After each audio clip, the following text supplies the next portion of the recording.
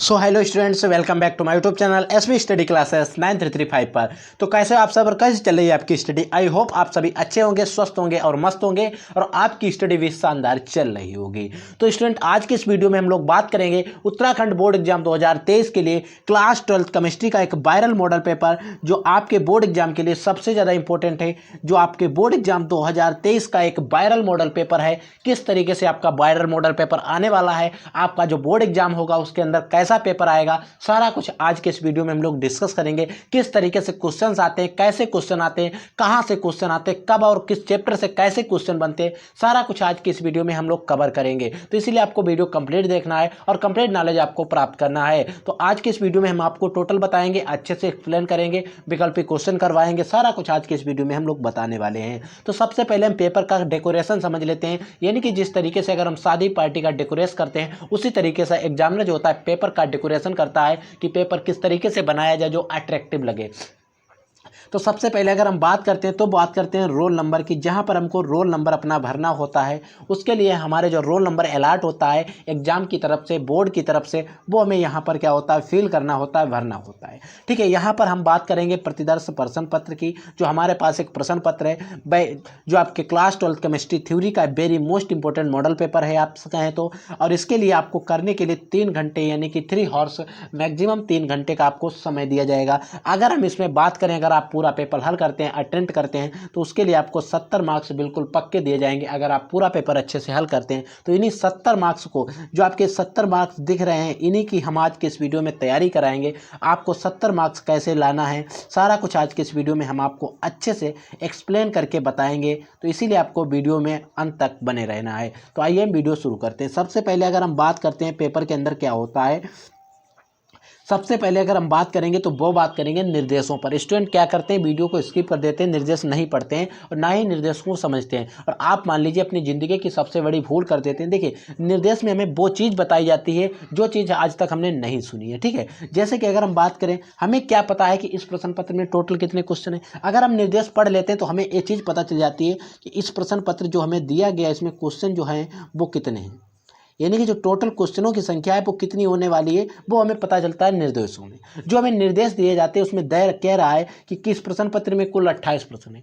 मान लीजिए मिसप्रिंट होने की वजह से आपके पेपर में कुल 27 प्रश्न आए, या आपके पेपर में कुल 29 प्रश्न आ गए। मान लीजिए आपको एक कहीं फेस करना पड़ जाए इन बातों को, तो आप क्या करेंगे, उतने क्वेश्चन करके आएंगे। अगर आपके लिए 27 ले तो आपके लिए लॉस की बात होगी।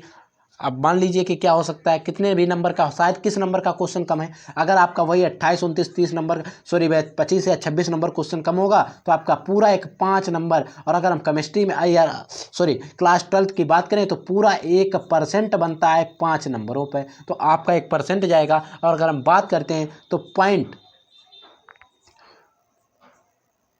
अगर हम बात करें तो नंबर की, तो 0.00001 इतना भी अगर आपके पास कम है तो इतने भी हार जीत होती है। आप देखते हैं एग्जाम में लाखों बच्चे फार्म डालते हैं, लाखों बच्चे कंपटीशन करते हैं, लेकिन उसमें इतने पर कंपटीशन होता है जिसका इतना भी ज़्यादा है वो का सिलेक्शन पा जाता है। वहाँ तो मैं आपको पूरा 1% बता रहा हूँ। तो स्टूडेंट, मेरी ये बातों को आपको अच्छे से गौर से सुन लेना है। अगर आपके पसंद में आए तो सुन लेना, अन्यथा आपकी ज़रूरी की बात तो बहुत ही इंपॉर्टेंट है, आपको सुनना ज़रूरी है। तो आइए हम बिना टाइम को वेस्ट करे हुए आप इन निर्देशों को अच्छे से पढ़ लेंगे। हम वीडियो पर शुरू करते हैं।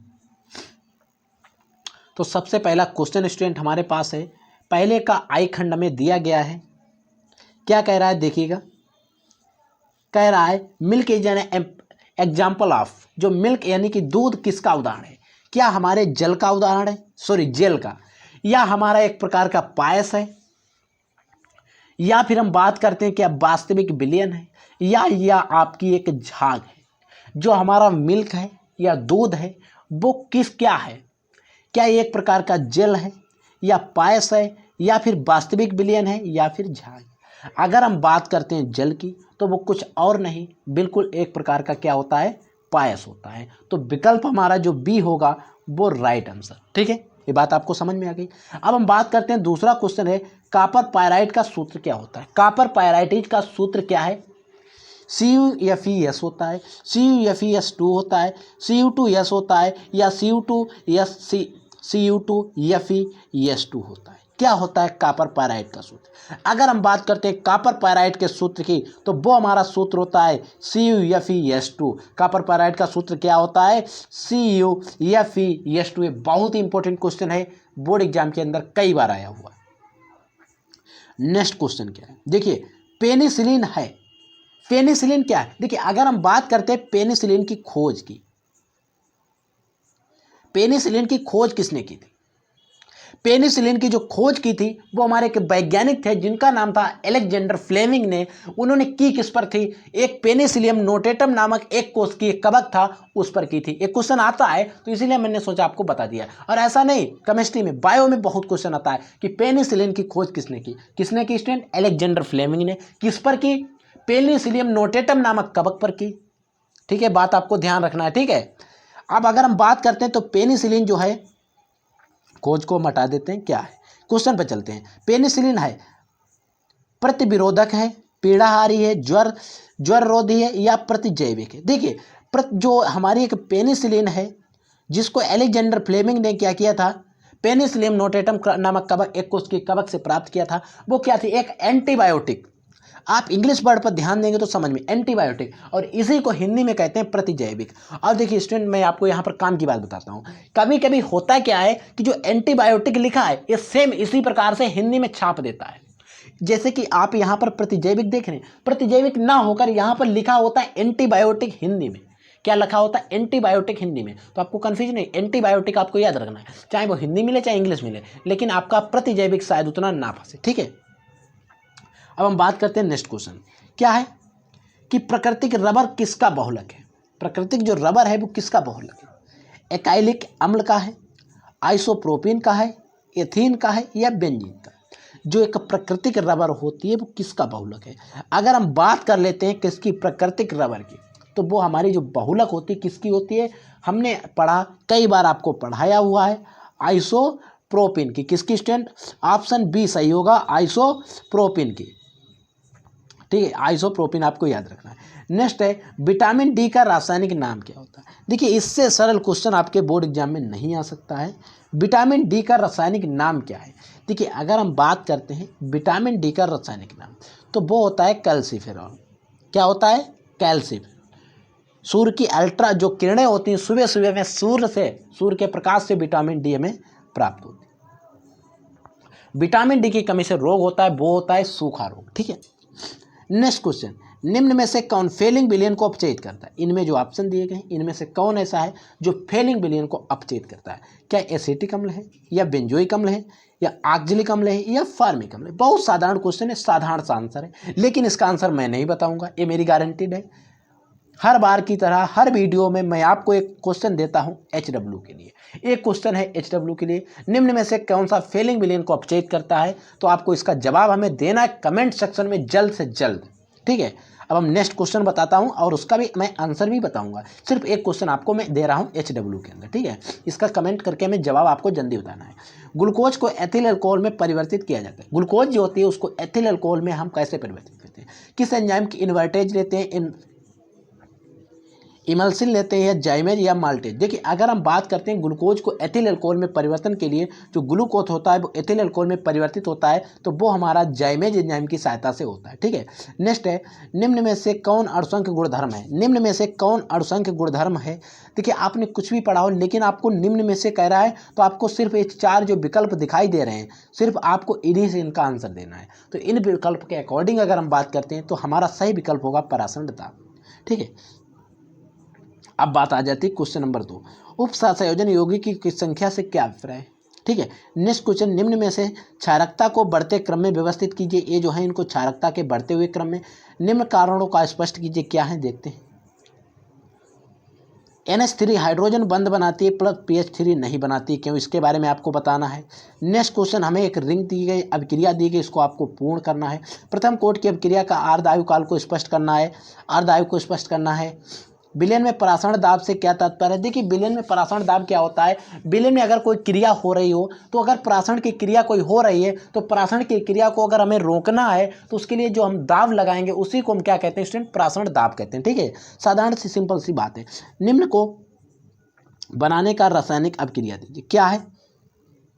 क्लोरोबेंजीन से डीडीटी इतनी बार पढ़ाई है कि आप अंदाजा नहीं लगा सकते हैं। कार्बन टेट्राक्लोराइड से प्रियान इतनी बार पढ़ाई कि आप अंदाजा नहीं लगा सकते। दोनों रिएक्शन मैं चीख चीख कर कहता हूं हर वीडियो में कि आपको इन रिएक्शंस को पढ़ना है, और मैं हर वीडियो में बताता हूं कि हाँ यहां पर भी आपको फंसी। तो क्लोरोबेंजीन से डीडीटी अगर आपको पढ़ना है तो आपको एक वीडियो में लिंक मिलेगा जिसमें मैं आपको पूरे 3 टॉपिक कवर कराऊंगा, उसको आपको जरूर देख लेना। उसमें क्लोरोबेंजीन से डीडीटी सारी कुछ रिएक्शन हमने कवर की हुई है, ठीक है। नेक्स्ट है IUPAC नियमों के आधार पर निम्न में सुव्यवस्थित कीजिए। IUPAC दावों के आधार पर इनको आपको लिखना है। और इतना नहीं, K4FeCN6 CuNH4 का होल NH3 का होल ट्राइसो4 इतनी बार मैंने बताया है कि आप अंदाजा नहीं लगा सकते। इनका भी मैं लिंक भी आपको डिस्क्रिप्शन बॉक्स में दे दूंगा, वहां पर मैं आपको अच्छे से समझा रहा हूं, आप वहां पर समझ सकते हैं। क्योंकि वीडियो ज़्यादा लंबा हो जाएगा तो इसीलिए मैं यहाँ पर आपको समझा नहीं सकता हूँ, ठीक है। फेन प्लवन विधि से आयस्कों का संधारण कैसे किया जाता है, ठीक, ये तो मैंने नहीं पढ़ा है, मैं गलत नहीं बोल सकता, ये मैंने नहीं पढ़ाया है। निम्नलिखित सेल के लिए 298 केल्विन पर परावैद्युत वाहक बल EMF इलेक्ट्रोमोटिव फोर्स की गणना करना है। ये आपको एक रिएक्शन दी गई, इसको आपको करना है। किसी वैद्युत अपघट्य विलयन की चालकता तथा मोलर चालकता को परिभाषित कीजिए, ठीक है। अब 13 नंबर क्वेश्चन क्या कह रहा है, इसको करें चाहे आप इसको करें अथवा में आपको दिया गया है।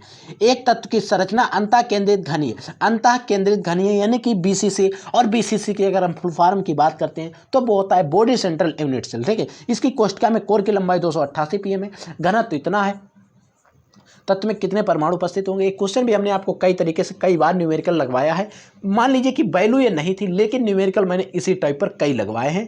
आप अगर आपने लोगों ने अभी तक न्यूमेरिकल का वीडियो नहीं देखा तो आप चैनल पे जाइए, जल्दी से देख लेना, आपको बोर्ड एग्जाम से पहले देख लेना, ठीक है। फिर तो आपके कोई काम का नहीं रहेगा, ठीक है। नेक्स्ट क्वेश्चन देखते हैं। क्वेश्चन नंबर 14, निम्नलिखित बहुलकों को प्राप्त करने के लिए प्रयुक्त एक लघु को लिखिए। क्या है, देखिए, पहला दिया गया है ग्रिप्टल, दिया गया है बैकेलाइट। एक क्वेश्चन आता था फिनॉल से बैकेलाइट कैसे प्राप्त करेंगे, बहुत ज़्यादा आया। 2022 का जो अभी बोर्ड एग्जाम हुआ था 12th का, उसमें भी आया है। क्या है, फिनॉल से बैकेलाइट कैसे प्राप्त करेंगे, ठीक है। क्रिस्टल जालक तथा एकक कोष्ठिका को समझाइए। नेक्स्ट क्वेश्चन है, आप अगर इसको करना चाहें तो करें, अन्यथा आपको दिया गया फ्रेंकल तथा शार्ट दोष। मैंने चीख चीख कर वीडियो में पढ़ाया हुआ है कि फ्रेंकल और शार्ट दोष आपको दोनों तैयार कर लेना। अगर हम यहाँ पर शॉर्ट में इनकी बात करें तो अगर हम बात करते हैं कि इसकी फ्रेंकल दोष की, तो इसे ये भी देखिए, दोनों जो होते हैं ये आयनिक यौगिक प्रदर्शित करते हैं, या धन आयन होंगे या ऋण आयन होंगे, ठीक है, आयनिक यौगिक प्रदर्शन। लेकिन फ्रेंकल दोष में क्या होता है, कोई आयन अपनी साम्य स्थिति से हटता है और किसी दूसरे आयन की अंतराकाशी स्थान ग्रहण कर लेता है किसी दूसरे का। लेकिन साटकी में ऐसा नहीं होता है, ये हटता है तो अपने स्थान से बिल्कुल लुप्त ही हो जाता है, ठीक है। हमने डीप में पढ़ाया हुआ है, आप जाकर वहां पर पढ़ लेना। 16 नंबर क्वेश्चन है, ट्राइक्लोरोमेथेन को गहरी रंगीन बोतल में क्यों संग्रहित करते हैं, ठीक है। संबंधित अभिक्रियाओं को बताते हुए कारण दीजिए, ठीक है। नेक्स्ट क्वेश्चन है, लेंथेनाइड आकुंचन और लेंथेनाइड आकुंचन के परिणाम क्या है, इनको आपको बताना है। डी ब्लॉक के तत्वों में आप लोग को मैंने पढ़ाया हुआ है, ठीक है। नेक्स्ट है, एक पदार्थ के 10 ग्राम को 100 ग्राम विलायक में घोलने पर क्वथनांक 1 डिग्री सेंटीग्रेड पाई जाती है, तो उसमें अणुभार की गणना कीजिए। केबी का मान डेल्टा, वो केबी का मान दिया गया है, हमें इतना दिया गया है और हमें जो निकालना है वो हमें निकाल कर देना है। नेक्स्ट आपके सामने न्यूमेरिकल, आप इसको अच्छे से करेंगे। अगर आप इस न्यूमेरिकल को अगर 19 नंबर क्वेश्चन है, 20 नंबर क्वेश्चन देखिए, मैंने निम्नलिखित पर टिप्पणी देखिए, कितना मैंने पढ़ाया हुआ आपका फंस रहा है। लगभग मैं कह रहा हूँ इस वीडियो के अंदर आपको 60% से अधिक मेरा पढ़ाया हुआ फंस रहा है। 70 में 60 की बात कर रहा हूँ मैं, साउंड में ना समझ लेना। लगभग 60 नंबर का पढ़ाया हुआ फंस रहा है, ठीक है। पायसीकरण हमने पढ़ाया है, स्कंदन भी पढ़ाया है, टिंडल प्रभाव भी पढ़ाया है। ऐसा कौन सा क्वेश्चन है जो मैंने नहीं पढ़ाया। अब और में दिया गया, आप समझिए, हर्डी सुलझे का नियम मैंने चीख चीख कर कई बार बताया है, तो मैं कैसे कह सकता हूं कि आप लोगों की तैयारी अच्छी नहीं है। आपकी तैयारी बहुत अच्छी है, आप जल्दी से तैयारी करिएगा। अगर आप लोगों ने अभी भी तैयारी शुरू कर देते तो आप अच्छे नंबर ला सकते हैं। आप जल्दी से तैयारी शुरू कर दीजिए, मेरे रेगुलर वीडियो देख लेना। मैं कहता हूं आपको फेल होने का मुंह नहीं देखना पड़ेगा। मैं उन स्टूडेंट से कहना चाहता हूं जिन्होंने अभी तक अपनी तैयारी नहीं स्टार्ट की है, वो भी स्टार्ट कर दें। जाग जाओ भाई, जिंदगी में बेइज्जती मत कराओ अपनी, ठीक है। अब हम बात करते हैं इसी का खा खंड। देखिए, इसी में और में हमसे 2 क्वेश्चन पूछ रहा है ना, 3 नंबर देगा ना, 1.5 नंबर के हैं। ठीक है, आप इस क्वेश्चन को करेंगे, इन क्वेश्चन को करेंगे और 1.5 करके आपको टोटल 3 नंबर दे दिए जाएंगे। ठीक है, नेक्स्ट क्वेश्चन क्या है, हाबर प्रक्रम द्वारा अमोनिया का, और इसी को कभी कभी हाइवर कहते हैं, हाइवर प्रक्रम द्वारा अमोनिया का निर्माण। ठीक है, चित्र सहित वर्णन करना है। अगर आप इसको करना चाहें तो कर सकते हैं, अन्यथा आप नहीं कर सकते, छोड़ दीजिए। ओस्टवाल्ड द्वारा नाइट्रिक अम्ल का निर्माण कर सकते हैं। ठीक है, नेक्स्ट क्वेश्चन नंबर 22 दिया गया, निम्नलिखित के संदर्भ में एक्टिनाइड श्रेणी के तत्वों को लेंथेनाइड श्रेणी के तत्वों के रासायनिक तुलना समझे। एक्टिनाइड श्रेणी के तत्व 4F श्रेणी के जो तत्व होते हैं वो एक्टिनाइड कहलाते हैं, और 5F श्रेणी के जो तत्व होते हैं वो क्या कहलाते हैं, एक्टिनाइड के तत्व कहलाते हैं। बात आपको ध्यान रखना है।